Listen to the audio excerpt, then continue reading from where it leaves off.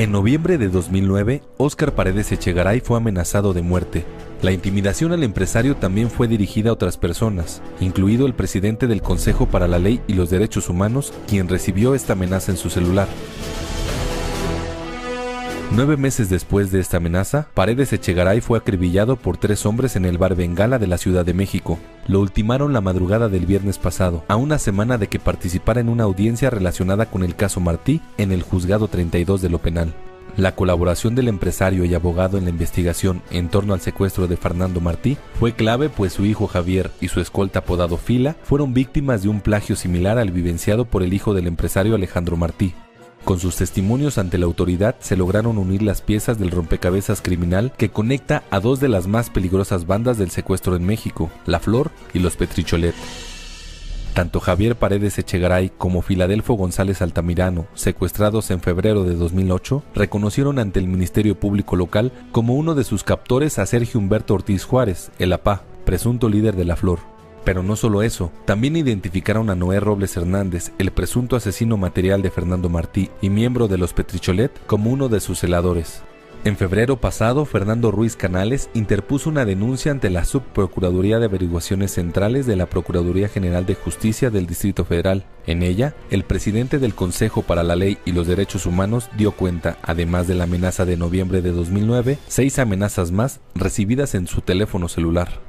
Destacan 2 recibidas el 3 de febrero del año en curso. Una dice: tienes que sacar a Lorena del pedo, te van a buscar para darle instrucciones. La otra ordena: si no apoyas te matan, Lorena y Romero deben salir limpios. Reporte Índigo DF te presenta en exclusiva el testimonio del Colibrí, como cariñosamente llamaba a su hijo el abogado recientemente asesinado. Su versión echó por tierra la versión que se ha empeñado en imponer la Secretaría de Seguridad Pública Federal, a través del Coordinador General de Inteligencia para la Prevención del Delito de la PFP, Luis Cárdenas Palomino, quien ha asegurado públicamente que los Petricholet son los únicos responsables del secuestro y muerte de Fernando Martí, y que nada tiene que ver La Flor, el APA, ni su ex colaboradora Lorena González Hernández. Descubre lo que entraña la intempestiva muerte de Óscar Paredes Echegaray, un testigo incómodo.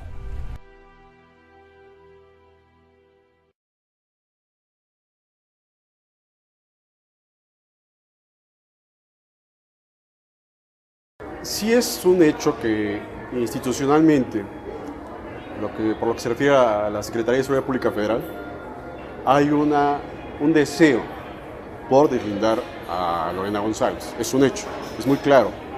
Las acciones, incluso las palabras con las que se conduce Cárdenas Palomino en sus conferencias de prensa son contundentes.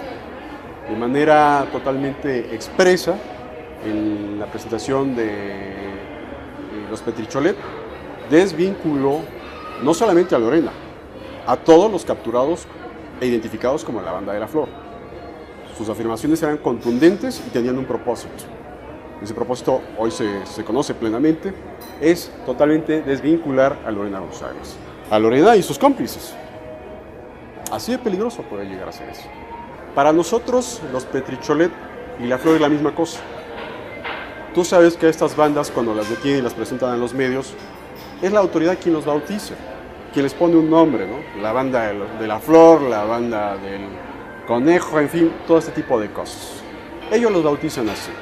Independientemente de quién los bautice, lo que se sabía por las investigaciones independientes es que se conocían, que compartían operaciones, que estaban de manera delictiva vinculados. Y así como están vinculados ellos, te puedo decir que también está la banda de los Vallardo, los Tiras, los Cobra, la del Niño, la Cuchilla. Es una alianza de bandas que cuando tienen secuestros de muy alto perfil, opera como alianza. Y en secuestros menores actúan de manera independiente. Es decir, pueden hacer secuestros de 200, 300, 500 mil pesos, 1 millón de pesos, pero también se van por secuestros de varios millones de pesos. Es cuando se activa esta alianza. Y el gran orquestador es Mario Alberto Vallardo. Él fue quien hizo las llamadas para negociar el caso Equigua y el caso Martí. Él fue quien negoció ese dinero. Tanto así que desde el primer momento en que yo se lo comunico a Alejandro Martí, él me lo confirma. No sé si él ya tenía conocimiento de esto, pero él me lo confirma la misma noche que le mando un correo informándole de lo que habíamos descubierto. El caso Equigua y el caso Martí estaban vinculados. Cuando nosotros hicimos esta relación entre estos dos secuestros, Ya sabíamos de la existencia de la banda del niño, ya sabíamos de todas estas personas. Déjame decirte que incluso eran vecinos, los Equigua y sus secuestradores. Y nosotros logramos ubicar los domicilios tanto de la víctima como de los victimarios. Y nadie quiso apoyar la captura de los victimarios. Yo mantuve con mi equipo una vigilancia en esa casa, que se tuvo que retirar porque no había respuesta. Porque esa es otra gran verdad escondida. La autoridad sabe más de lo que nos ha dicho, muchísimo más, y no ha presentado todo ante el juez. Sí hay vínculos con el narco. Nosotros encontramos, en un momento dado, hubo un enlace en donde los Beltrán Leiva nos salen en el mapa, y nos salen vinculados con el comandante o el excomandante José Luis Romero Ángel, que a su vez estaba vinculado con el comandante Grajales. Quien oye, se sabe que, bueno, se sabe quienes lo han investigado, que Grajales es el brazo derecho de la Barbie. De ese tamaño es el vínculo que tiene la Flor con narcotraficantes. De ese tamaño es. Había un cerco de protección hacia los movimientos de droga, dinero y personas en el área perimetral del aeropuerto de la Ciudad de México para el cártel de los Beltrán Leiva, mediante gente que pertenece a la Flor. Es decir, esto es mucho más grande y mucho más grave de lo que públicamente se sabe.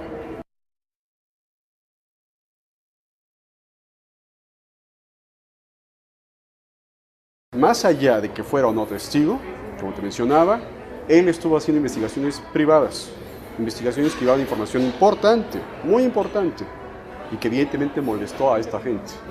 Y que además esas investigaciones eran de su conocimiento. Por supuesto que era un obstáculo que había que eliminar, era una persona incómoda para ellos. Yo no descartaría que los autores materiales de este homicidio sean miembros de la Flor. Digamos que hay un expediente alterno, existe un expediente alterno, y ese expediente se construyó con las investigaciones que estaba haciendo Óscar Paredes. Ese es el gran problema hoy. ¿En manos de quién está? No lo sabemos. Y mucho de su contenido incluso puede desaparecer, si no es que ya desapareció. Ahí había información que te puedo decir que era crucial para muchos aspectos que el Consejo en su momento quiere hacer. Yo te puedo decir, sí, hay más de 200 miembros libres. Y quizá alguien diría, bueno, ¿por qué no dan nombres y apellidos? Porque no quiero que nos pase lo que le pasa a la Procuraduría, que lleva a los detenidos a un proceso débil, un proceso que va a perder. Y después hay que darles usted disculpe, aunque sean criminales. Nosotros estamos haciendo una investigación que de manera contundente demuestre quiénes están involucrados, cómo están involucrados y llevarlos a juicio, en esas condiciones. Ese expediente era importante, hoy no sabemos dónde está, y si está, no sabemos qué tanto le han arrebatado al expediente. Eran recursos combinados, es decir, había recursos que él aportaba y recursos que las instituciones estaban aportando. De manera totalmente informal, no oficial, el objetivo era identificar a todos los integrantes. Extraoficialmente, yo te puedo decir que la Procuraduría reconoce que la organización criminal que hoy conocemos como La Flor, que así la bautizaron ellos, la reconocen como una organización grande, numerosa, plagada de policías, de manera extraoficial. En lo público no lo quieren reconocer. Imagínate tú a alguien que tiene todas estas facilidades institucionales para acceder a expedientes, incluso a recursos, me refiero a recursos humanos, y hacer investigaciones, y que sus investigaciones muchas veces se adelantaron o arrojaron mejor información que lo que la institución por sí misma estaba logrando. Que ya lo hemos visto, ¿no? El caso Wallace, el caso Eduardo Gallo, en fin, donde el particular muchas veces puede más que toda la institución. Lo mismo estaba pasando con Óscar Paredes. Y aquí habría que separar esas dos identidades que ahora se quieren fincar a Óscar. Por un lado, quizá era un abogado de narcotraficantes, porque así se ha dicho, y por otro lado era un padre que estaba buscando justicia.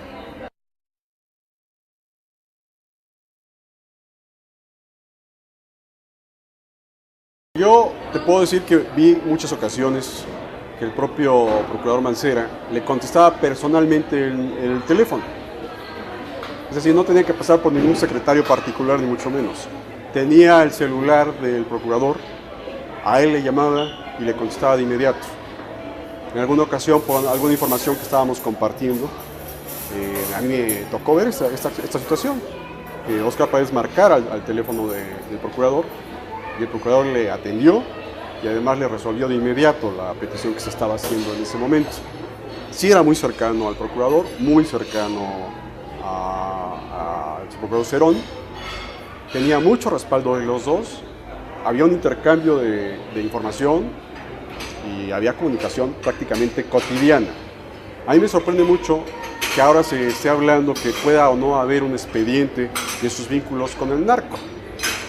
¿Por qué si había este trato tan particular? No se investigó y se procesó en su momento. ¿Qué se esperaba? A mí no me consta si él tenía o no vínculos, negocios de tipo ilegal. No me consta eso. No puedo decirte al respecto alguna opinión.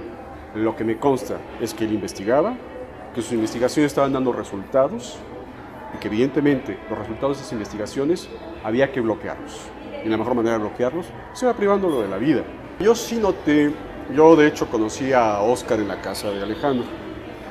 Por invitación de Alejandro fui a su casa. Cuando yo llegué a la casa estuvimos platicando primero Alejandro y yo. Una hora después llega Óscar y estuvimos platicando de todo este asunto, la información que los tres teníamos al respecto. Y te puedo decir que todo lo que yo vi a lo largo de varios meses es que había mucha comunicación, compartían mucha información, así como te lo decía, con la comunicación que había constante con el procurador, de alguna manera también esto se replicaba con Alejandro. Sí como víctimas, pero yo siento que en un momento dado sí se estableció pues, una cierta amistad y era evidente, ¿no? Se me hace muy imprudente que a menos de 24 horas de su muerte ya se descarte totalmente que la Flor sea o no autora de este homicidio. Es algo que no se puede descartar, es totalmente irresponsable actuar así. Sobre vínculos que él podía tener sobre el narcotráfico o no, ajá, independientemente de que existiera esto, que se podía comprobar, sí, claro, hay una gran realidad. Él estaba investigando, investigó muy a fondo, tenía contactos tanto a nivel federal como con la Procuraduría Capitalina, y con esos contactos él se hizo de algunas facilidades para poder tener información, aportar información. Sé que había un grupo trabajando con él, un grupo privado, que le ayudaba en estas investigaciones, y todos los resultados de investigaciones eran aportadas a las dos dependencias, PGR y lo que es Procuraduría Capitalina. Evidentemente tocó algunos callos, evidentemente hay gente molesta por ese trabajo.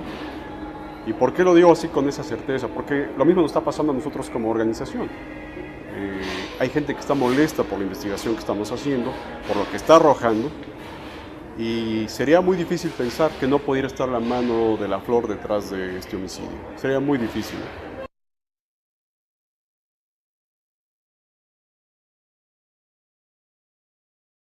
Nosotros, como tú sabes, a la Flor la teníamos investigada desde el año 99, hace ya una década.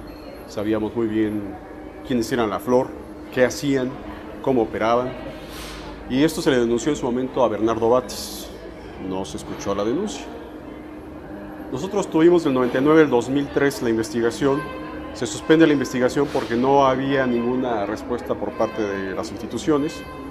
Viene el secuestro y homicidio de Fernando Martí. Reiniciamos la investigación y esto provoca que se den nuevas amenazas de parte de ellos. ¿Qué quiere decir con nuevas amenazas? Evidentemente por el año 2001, en el 2003 incluso, hubo amenazas de ellos. Por ahí hay retratos hablados, incluso en el expediente que está hoy en el juzgado. Los retratos hablados que elaboraron en aquellas épocas por un secuestro que yo viví a manos de Romero Ángel y otro en el que participó Noé Cañas. Hoy te puedo decir que esa banda supera los 200 elementos. Es decir, está muy lejano lo que afirma la PGR, dándonos una lista de 4 o 5 nombres como cómplices en libertad por los que se ofrecen 15 millones de pesos. Falta muchísima gente por ser capturada, todos ellos policías, expolicías. Te puedo decir que el 95% de los miembros de estos 200 que te hablo son policías, solo unos cuantos son civiles. Toda esta gente ya estaba muy bien ubicada y cuando ellos se dan cuenta que estamos haciendo esta nueva investigación, que arrojó además mucha información, lo que hemos hecho en los últimos años, provoca estas reacciones, estas amenazas. Tú sabes que es público, en la página del Consejo está el número de celular que se utiliza para los medios de comunicación y la gente en general. Llega a través de un mensaje de texto la amenaza, y en esa amenaza se involucra tanto a Óscar Paredes, a Alejandro Martí, a mí, reporteros, en fin. Había mucha molestia expresada en esa amenaza por lo que se estaba diciendo, por lo que se estaba haciendo, que afectaba a los intereses de la Flor. Sí hubo unas instrucciones donde se pretendía que se hiciera creer a la Procuraduría Capitalina en un principio y después al juez que el comandante Telésforo Tuxpan había estado detrás de este secuestro. Así fue la indicación que ellos dieron. Querían que hiciéramos creer un expediente que se iba a hacer llegar, que nunca llegó, que era producto de investigación del Consejo, donde evidentemente había afirmaciones y había una serie de contenidos para poder hacer semejante señalamiento, que Telésforo Tuxpan había estado detrás del secuestro y homicidio de Fernando Martí. Estuvimos a la espera de ese expediente. Hubo un intento de acercamiento de parte de ellos, me refiero a la Flor, no se consumó. Se dio una llamada telefónica donde se advertía que había un plazo para hacer esta acción, para acudir ante el juez y aportar todos estos datos.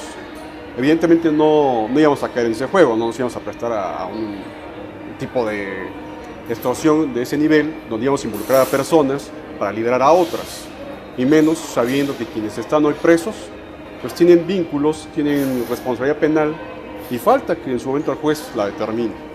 Pero te puedo decir que la capacidad de investigación, la capacidad de acción que tiene la Flor es notable, es muy importante. Tú sabes que en la denuncia que nosotros presentamos solicitamos un esquema de amenaza constante, porque el esquema de las escoltas no es confiable. No es confiable porque no puedes depositar tu seguridad a policías si estamos hablando de una gran red de policías que asesinan, que secuestran. Hoy te puedo decir que hay más denuncias que siguen sin atenderse. Hemos presentado quejas en la Comisión de Derechos Humanos del Distrito Federal, ni siquiera por eso se han atendido las denuncias. Pareciera dar la impresión de que el tema de la Flor ha dejado de ser importante para la autoridad. En su momento fue motivo de discursos, de una gran alianza entre autoridades locales y federales, un acuerdo nacional por la seguridad y demás. Hoy vemos que esto es un teatro. Nadie está persiguiendo a toda esta gente que sigue secuestrando, que sigue asesinando. Y como te decía hace un momento, todos son policías. Y desde esa trinchera que les permite actuar con impunidad, mucha gente sigue perdiendo la vida, sigue perdiendo la libertad. Hay casos de muy alto perfil que ni siquiera los conocen los medios de comunicación, que nosotros nos hemos allegado a la información por la investigación que traemos, y que las familias han pedido mantenerlos así, en bajo perfil, pero ha habido familias muy importantes en este país que han sido golpeadas por este grupo criminal.